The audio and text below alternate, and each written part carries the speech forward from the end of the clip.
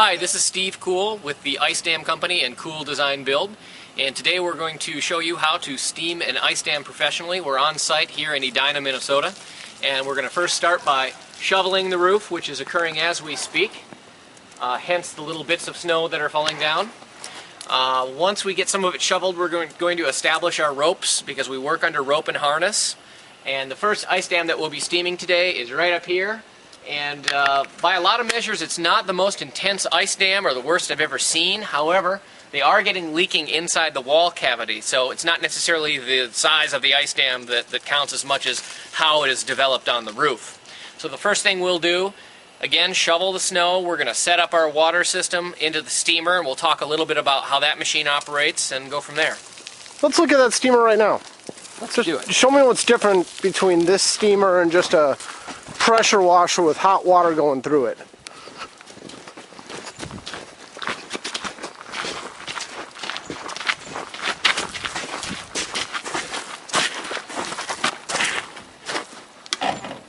So what we have here is a commercial steamer, and I use the word steamer intentionally because this is not a hot pressure or high temperature pressure washer.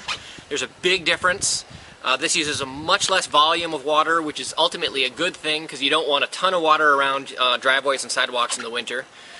Second, it's much faster and safer to use on roofing materials because there's no pressure involved. When the heat comes, well, I'll walk you through how the machine works, which in a nutshell is water comes into this reservoir tank, is sucked into a small pressure washer pump down below, and then it's forced through about 120 feet of steel coil in this unit here, which is a kind of like a intense little water heater, on steroids. It's about 150,000 BTUs of heat flying out of here. So the burning chamber comes right up through here, heats that water, and it exits through a hose. And if this steamer was on, I'd be burning myself if I was trying to touch this. So once the water moves through the system, by this time it's about 280 degrees to 300 degrees, so it is what we call true steam. High temperature pressure washers usually run in the 180 to 200 degree range, and they have to use much higher pressures to compensate for that lack of temperature when it comes to removing ice dams. So we do not recommend them, and there are a large amount of companies that use high temp pressure washers, and they call them steamers, and there is a world of difference.